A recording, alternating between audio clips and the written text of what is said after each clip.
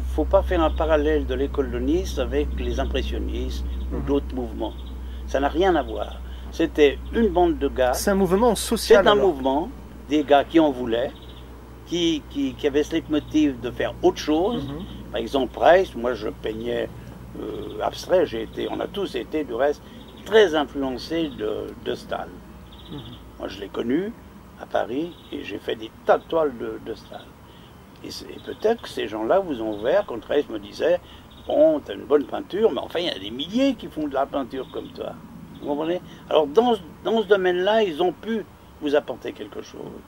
Pasquerel, c'était un critique très sévère vis-à-vis de lui et vis-à-vis des autres. Je me rappelle une fois, on passait le nouvel an à Cassis, non Cabri, non au-dessus de Grasse. Cabri. Il y avait un type qui était peintre, qui avait été aux arts décoratifs avec Gilly ou d'autres. Il avait fait qui était un type très sincère, mais il faisait pas une bonne peinture. Puis lui, il n'a pas vieilli, parce que c'est toujours le même personnage. Il fait toujours une mauvaise peinture. Enfin bref, mais il n'a jamais eu de prétention et il est resté très humain et formidable. Alors on faisait une fois une soirée chez lui, un nouvel an, et il y a un type qui est mort, qui s'appelait Waldès, qui était toujours au Provence avec, je ne sais pas si tu as vu l'exposition que Hartmann a fait avec Bondy, là. Oui. Voilà, lui il venait au Provence aussi. Mais au fond, on se voyait avec ces gens-là, mais c'était pas le même esprit. Il le dit du reste dans son livre. On se fréquentait, mais on n'avait pas du tout les mêmes affinités. Parce que l'école de Nice, c'est quand même des gens qui sentaient, enfin les personnages de l'époque, qui avaient des affinités. On ne pouvait pas avoir des affinités avec quelqu'un qui faisait, à l'époque, des natures mortes ou des choses comme ça. Ce qui ne veut pas dire que ce n'était pas valable, ici on n'est pas là. Et je me rappelle, ce soir-là, Waldès, ils étaient deux frères qui habitaient à Nice, puis après il était parti à Paris, et il est mort, très gentil garçon, très intelligent, et il s'était marié, sa femme aussi. Et quand on était à cette soirée, il a, près d'une cheminée, il y a Waldès qui montre des petites cartes de vœux qu'il avait fait. Et Reiss prend ces cartes, les déchire et les fout au feu. Nous disons, t'as pas honte d'envoyer ça. Alors c'était dur. Et l'autre, il est devenu blanc. Et... donc il a eu des périodes assez dures comme ça. Mais il pouvait être dur et puis très généreux. Et, vous savez, beaucoup d'artistes sont comme ça. On n'est pas toujours le... je pense. Hein. Mais moi, j'aimais bien Reiss parce que il me faisait des bonnes critiques. C'est pas le gars qui vous disait j'aime ou j'aime pas. Il pouvait vous dire tu pourrais développer ça. Enfin bref, qu'on n'écoute pas. Malheureusement, on n'écoute personne ou très peu.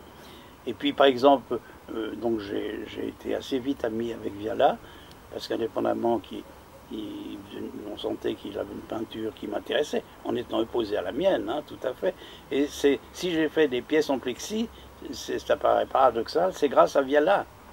Tu te rends compte? Je ne sais pas si je t'avais dit ça. Oui, tu m'as dit ça. Parce que Viala donc, venait de temps en temps, puis il connaissait Vernassa. Il connaissait Vernassa, il lui dit Albert, tu devrais, avec tes couleurs, tes constructions, tu devrais venir chez Vernassa, vous pourriez y aller ensemble, il pourrait te donner des chutes.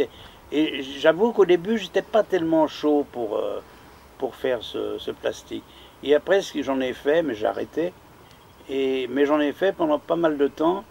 Ce qui m'intéressait avec le plexi, c'était donc le côté ludique joué. Vous voyez, je faisais des choses et puis on pouvait changer les plaques comme ça. Et même des éditions qui ont été faites, les gens pouvaient changer les couleurs. Mais ça n'a pas très bien marché parce que Denise René a fait beaucoup d'expériences comme ça. Elle a dépensé beaucoup d'argent. Et les gens marchent difficilement, peut-être maintenant, mais ils marchent difficilement à l'époque parce qu'ils voulaient une œuvre qui soit unique, vous comprenez, de penser que les gens pouvaient les manipuler, les gens n'étaient pas prêts à ça.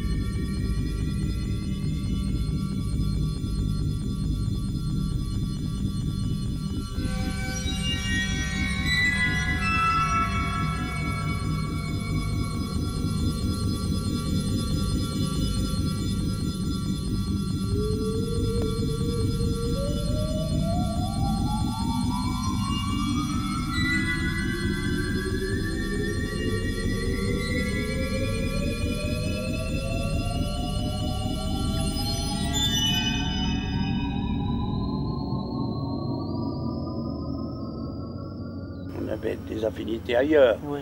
Et puis ici, il ne se passait rien, même à Nice. Il ne faut pas oublier que dans ces années, à part un bistrot où on se voyait, il n'y avait pas de galerie, il n'y avait pas de musée, il y avait les ponchettes qui faisaient des choses pas très avant-garde. C'est simple. Quand moi j'ai exposé avec certains, la première année que je suis venu, avec l'Humann, là, tu sais, oui. J'avais fait une chose très niçoise, mais abstraite, vous savez, très drapeau, j'aimais bien ces choses-là. Quand j'ai fait de la peinture, hein, avant de faire du bricolage, quand je faisais de la peinture, et j'ai été accepté, je n'ai pas eu de prix, mais j'ai été accepté la première année, et après j'ai plus été accepté. Et presque tous de l'école de Nice, on nous acceptait plus.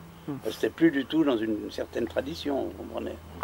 Mais moi, je pense que ça nous a...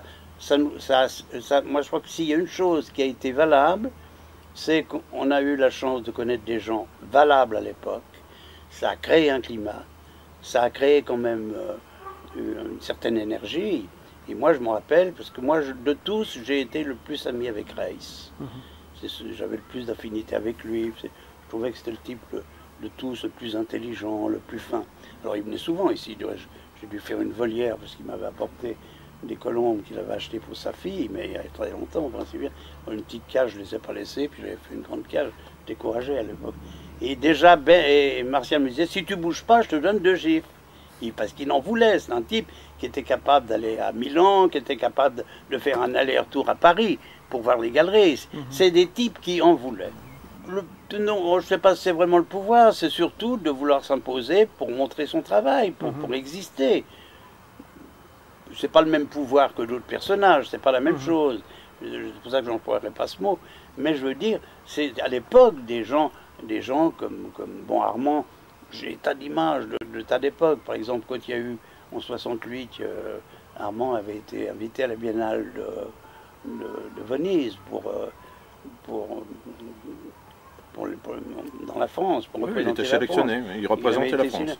Et là, il y avait eu 68, alors c'était comme une espèce de petite révolution, hein. Tout le monde voulait plus de galeries, plus de fric, enfin, il y a eu pas mal de théories à l'époque. Et donc, Armand, vous savez, la plupart des artistes avaient mis des rubans comme ça. Ils n'enlevaient pas vraiment leur toile. Ils avaient mis des rubans pour pas qu'on rentre, mais on les voyait quand même. Donc il y en a très peu qui ont joué le jeu. Et Armand, quand il était à Paris, il n'a pas joué le jeu du tout avec 68. À l'époque, il exposait chez Senaben. J'aime mieux vous dire qu'à Paris ou à la Biennale, il avait une canne, un bâton. Il a dit, si on vient, je leur casse la gueule. Il a dit, moi j'ai tout fait pendant des années pour être à la Biennale, c'est pas maintenant que je vais foutre le camp. Vous comprenez?